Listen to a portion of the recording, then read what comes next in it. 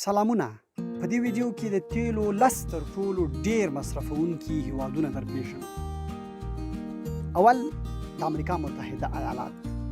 د تیلو د تولید په برخه کې امریکا هغه هیواد دی چې د نړۍ د ټولو هیوادونو په پرتله ډیر تیل تولیدوي او ورته وخت کې د نړۍ د هغه هیوادونو د نوملړ په سر کې هم دی چې د تیلو مصرف یې لوړ دی.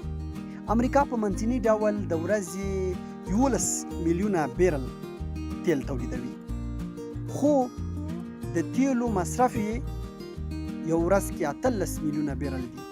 د نړۍ په کچه د تیلو د مصرف له ټولې سلنې 20% یې امریکا مصرفوي.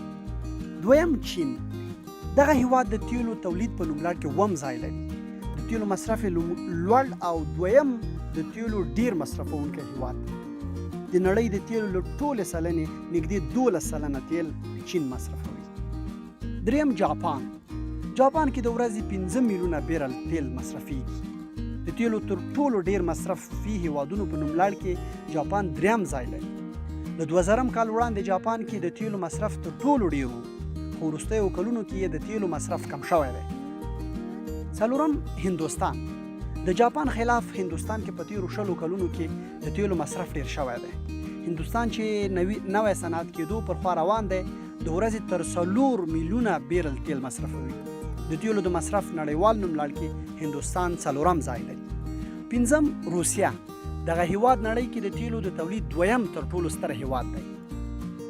روسیه د خپلو تیلو له تولید 40% اروپا ته ورکوي. روسیه د نړۍ د نورو هیوادونو په پرتله کم تیل مصرفوي او پنځم تر ټولو ډیر د تیلو مصرفونکی هیواد دی. شپږم سعودي عربستان.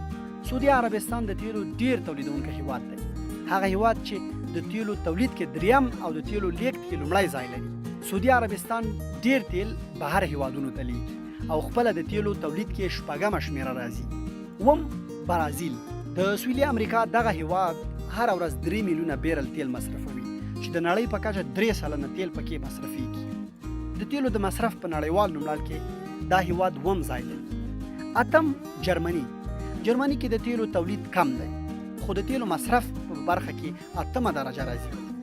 د جرمني د تیلو نږدې 40% واردات له روسیې کېږي. نهم سویلي کوریا. سویلي کوریا ډیر تیل له نړۍ واردوي.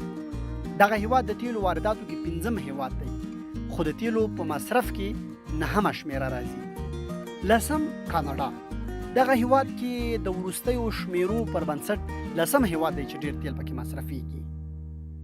د نورو ویډیوګانو لپاره روحي سبسکرایب کړئ.